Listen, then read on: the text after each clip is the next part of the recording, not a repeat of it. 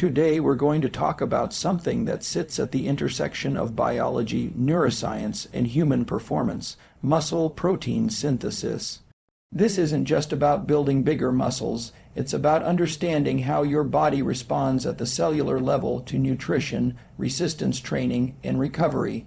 By the end of this talk, you'll have a clear science-backed roadmap for maximizing protein synthesis to improve strength, recovery, and overall health. Muscle protein synthesis is one of the most fundamental biological processes that governs how our muscles repair, adapt, and grow in response to training and nutrition.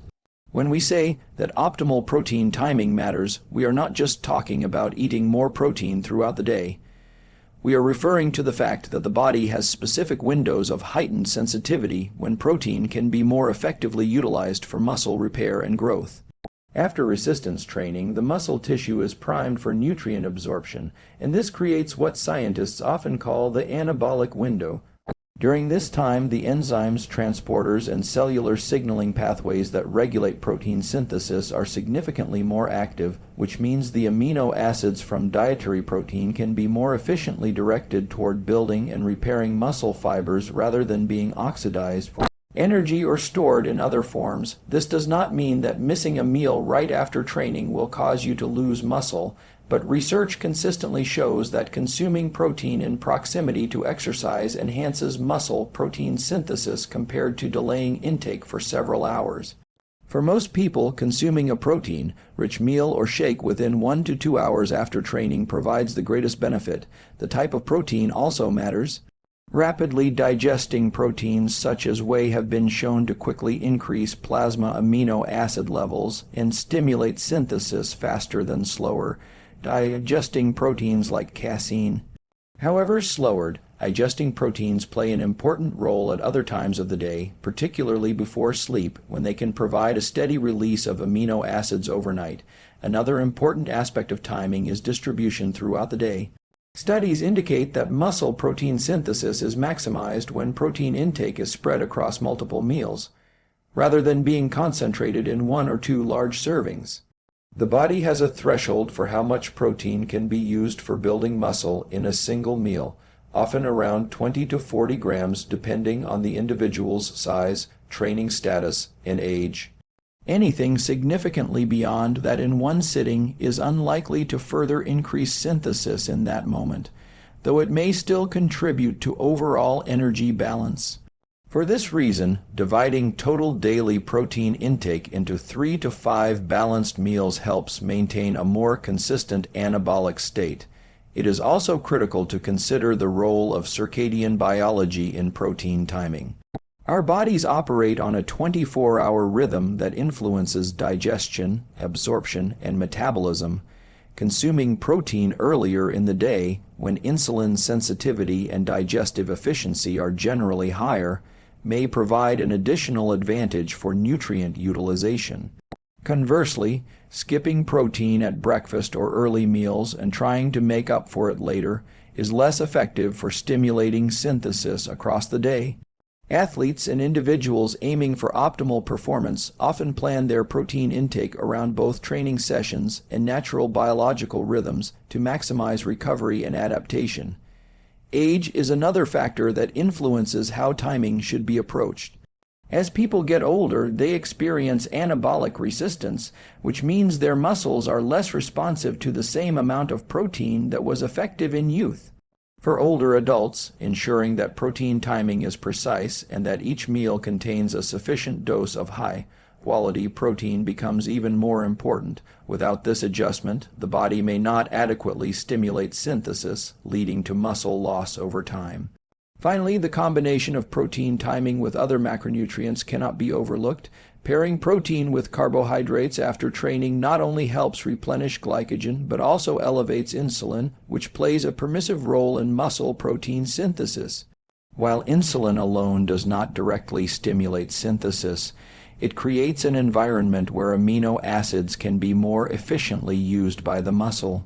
This synergy between timing, protein quality, and macronutrient balance forms the foundation of a strategy designed to maximize growth, repair, and long-term muscle health.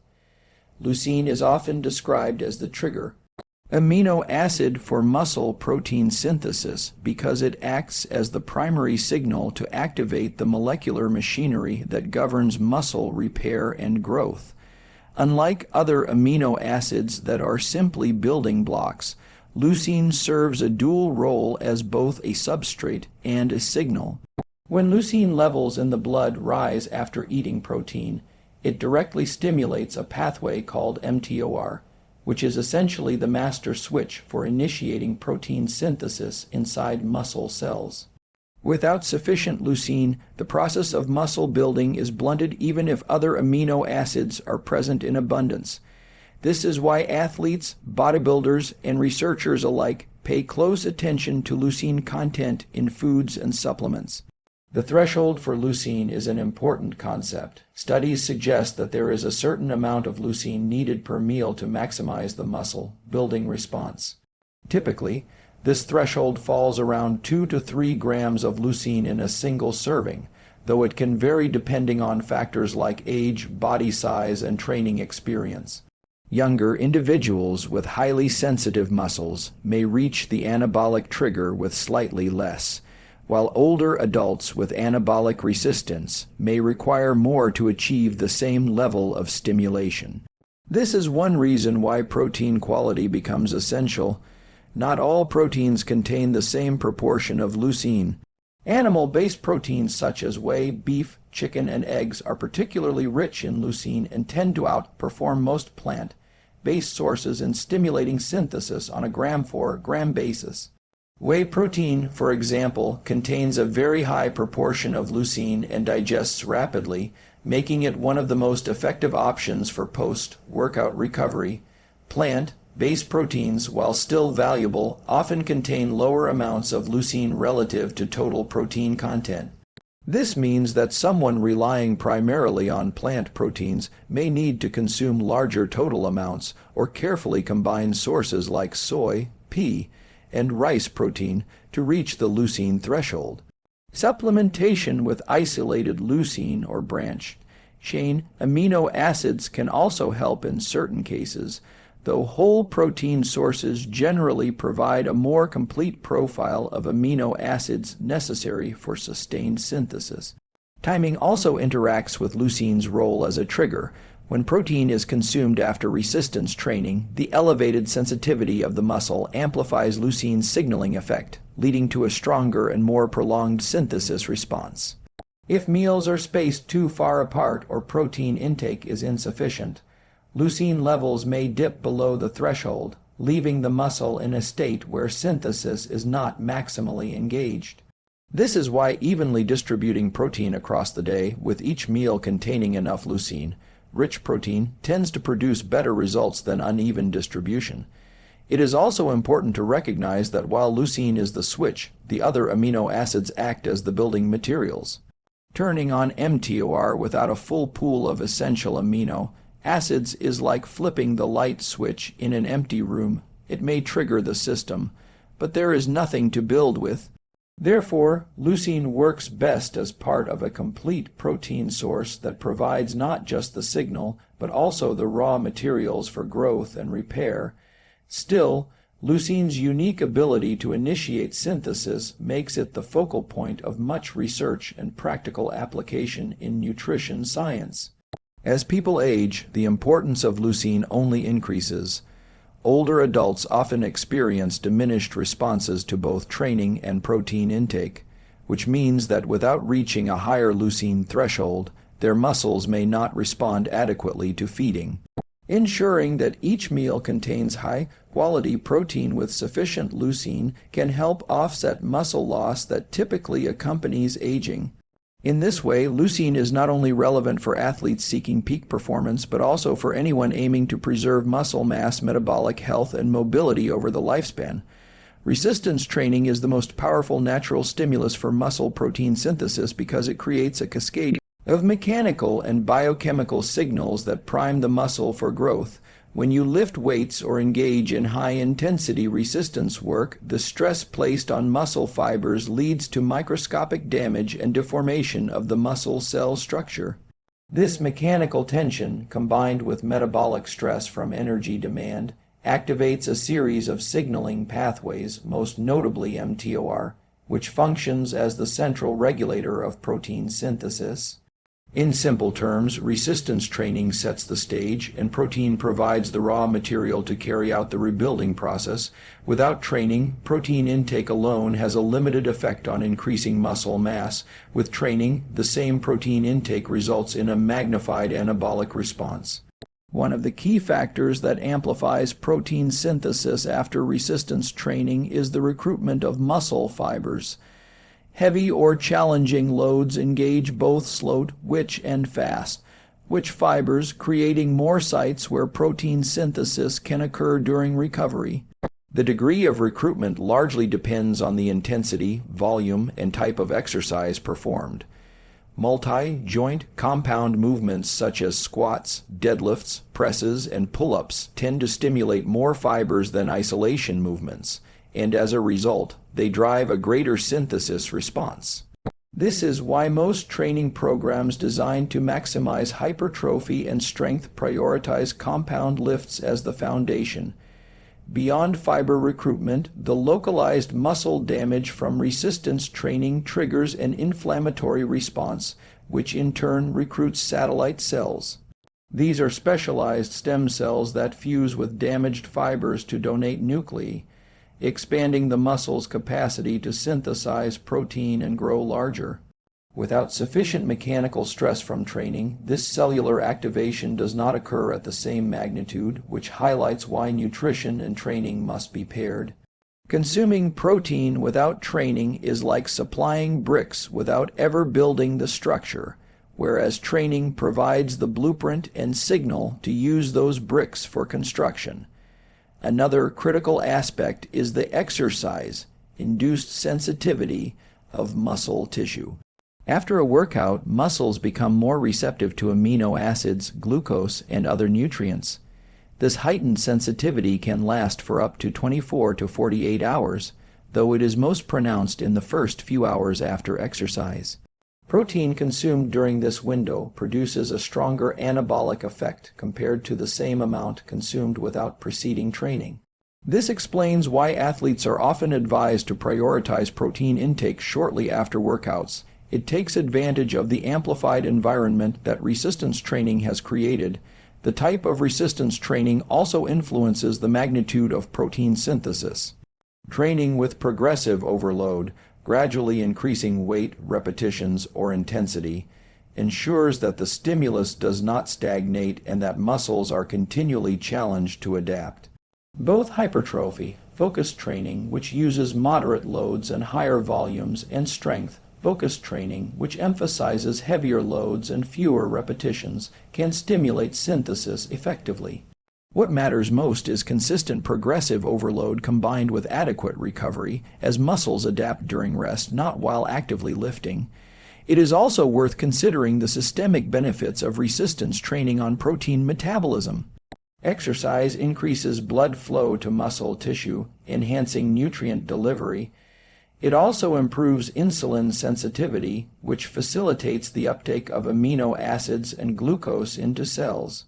These systemic changes mean that resistance training not only directly signals protein synthesis, but also improves the body's efficiency in using the nutrients provided through diet. Over time, repeated bouts of resistance exercise combined with consistent protein intake create a compounding effect, where each training session builds upon the adaptations of the last. Age and training experience play important roles in how resistance training amplifies protein synthesis. Beginners often experience a robust anabolic response, even to relatively light or infrequent training, because their muscles are unaccustomed to the stress. Experienced lifters, on the other hand, may need to apply more volume, intensity, or novel training methods to continue driving synthesis at the same level. Older individuals also face anabolic resistance, meaning that both resistance training and protein intake must be carefully optimized to stimulate growth effectively. In these populations, resistance training becomes even more essential, not only for muscle gain, but for preventing age-related decline in muscle mass and function. Ultimately, resistance training does more than just complement protein intake. It fundamentally amplifies the body's ability to use protein for muscle repair and growth. The mechanical stress, fiber recruitment, cellular activation, and nutrient sensitivity it generates create a biological environment where protein synthesis is maximized, making training and nutrition inseparable partners in the pursuit of strength, hypertrophy, and long-term muscle health. Sleep and recovery are the often overlooked foundations of maximizing muscle protein synthesis because they provide the environment in which the majority of repair and adaptation actually occur. During training, muscle tissue is stressed and broken down while protein intake supplies the raw materials for rebuilding.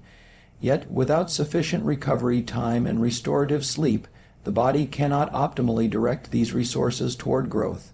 Sleep in particular is not just passive rest, but a highly active biological process that regulates hormones, repairs cellular damage, and consolidates the molecular signals triggered during training and nutrition. Each phase of sleep contributes in a different way to the overall process of adaptation, making it a critical component of any strategy for improving muscle protein synthesis. One of the key hormonal events that takes place during sleep is the release of growth hormone. This hormone peaks during slow-wave sleep, which occurs most abundantly in the first half of the night. Growth hormone promotes tissue repair, mobilizes fat for energy, and supports the creation of new proteins within muscle cells. Without adequate deep sleep, these hormone pulses are diminished, leading to reduced recovery and a blunted anabolic response. Cortisol, the stress hormone, also plays a role in this equation. When sleep is restricted, cortisol levels tend to remain elevated, which shifts the body toward a catabolic or muscle-breaking state. By contrast, sufficient quality sleep keeps cortisol in check and supports a hormonal environment that favors synthesis over breakdown. Beyond hormones, sleep supports protein synthesis by providing uninterrupted time for cellular repair and mitochondrial recovery. The body cycles between non-REM and REM sleep, with each stage performing unique restorative functions. Non-REM sleep is when most of the physical repair occurs, while REM sleep plays a key role in neurological recovery, motor learning, and consolidating the signals that were activated during training. Both are essential, as building muscle is not only about the fibers themselves, but also about the nervous system's ability to recruit them effectively in future training sessions. Chronic sleep restriction disrupts these cycles, resulting in diminished performance, reduced training capacity, and impaired recovery. Nutritional strategies can also interact with sleep to optimize recovery and protein synthesis. Consuming a source of slow-digesting protein, such as casein, before bed provides a steady release of amino acids throughout the night, reducing the risk of muscle breakdown during the fasting hours of sleep. This strategy is particularly beneficial for athletes in high-volume training phases and for older adults who may experience more rapid muscle loss overnight due to anabolic resistance. By maintaining elevated amino acid availability during sleep, the body is better able to utilize the hormonal and cellular environment for repair. Recovery extends beyond just sleep, encompassing factors such as rest days, stress management, and active recovery techniques. Muscles do not grow during training sessions, but in the periods between them, when the stress from exercise is repaired and adaptations occur. Overtraining or neglecting recovery days can elevate inflammation, suppress immune function, and reduce the capacity for protein synthesis, no matter how well nutrition and training are structured. Active recovery methods like light aerobic activity, stretching, or mobility work can enhance blood flow, aiding in the delivery of nutrients and removal of waste products without adding significant stress that would interfere with repair. Psychological recovery also has a strong connection to muscle growth. Stress, whether from life circumstances, work, or inadequate sleep, activates the sympathetic nervous system and elevates cortisol, which can directly interfere with protein synthesis. Practices that activate the parasympathetic nervous system, such as meditation, breathing exercises, or simply engaging in restful activities, help restore balance and create a more favorable internal state for recovery. Just as important as physical training is the ability to shift into recovery mode, allowing the body to fully capitalize on the resources provided through nutrition and rest. Individual factors also influence recovery needs. Some people may thrive on slightly less sleep due to genetic differences, while others require more than the commonly recommended 7 to 9 hours to fully recover. Training intensity, volume, and lifestyle stressors all modify how much sleep and recovery time is optimal. Athletes performing multiple sessions per day or working at extremely high volumes will need more rigorous recovery practices compared to recreational lifters. Older adults who may have disrupted sleep architecture or diminished anabolic responses also benefit from prioritizing sleep hygiene, ensuring consistent bedtimes, limiting light exposure before sleep, and maintaining routines that promote deeper rest. Ultimately, sleep and recovery form the bedrock upon which nutrition and training can exert their full effects. Without them, the signals from resistance exercise and the amino acids from protein intake cannot be translated into lasting structural changes in the muscle. By ensuring quality sleep, managing stress, and respecting the body's need for recovery time, the process of muscle protein synthesis is maximized, allowing consistent progress and long-term improvements in strength, size, and health. Consistency is the defining factor that determines whether muscle protein synthesis leads to meaningful long-term adaptations or whether progress stalls after brief periods of effort.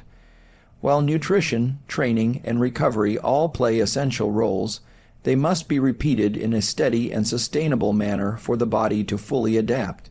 Muscle growth is not an overnight process, but rather the cumulative result of thousands of meals, countless training sessions, and many nights of adequate recovery.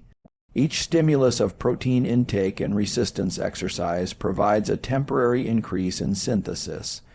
But it is only by layering these repeated signals over weeks, months, and years that substantial, visible changes in muscle size and strength occur. Sporadic efforts, no matter how intense, cannot match the impact of consistent, balanced practice.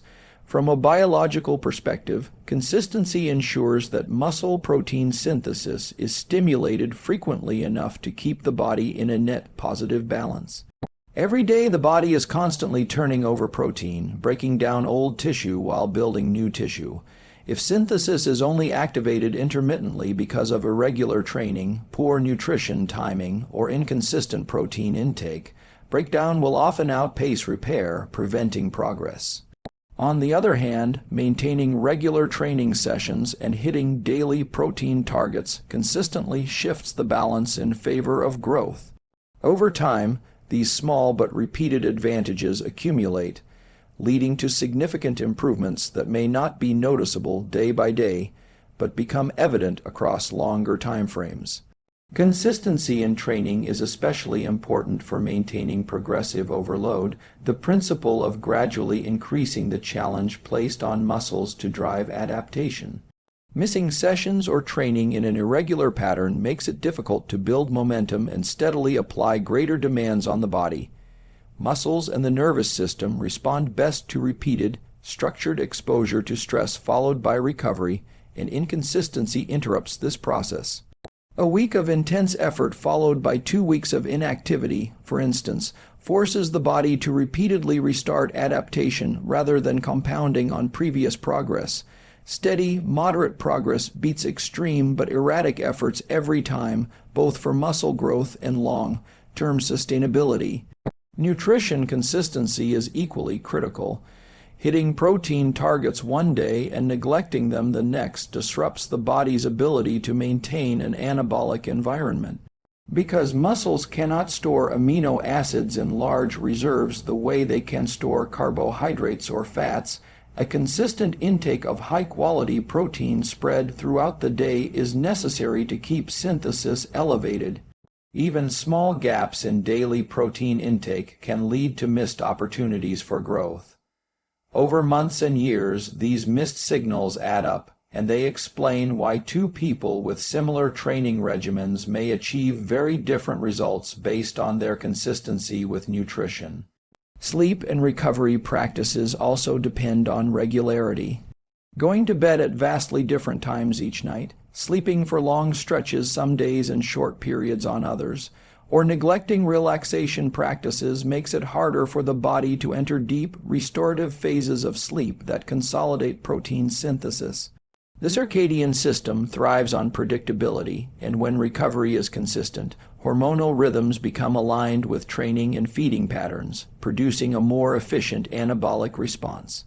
This is why athletes and dedicated lifters often prioritize consistent routines around sleep, stress management, and meal timing as much as they do the content of their workouts. Psychological consistency plays a subtle but powerful role as well.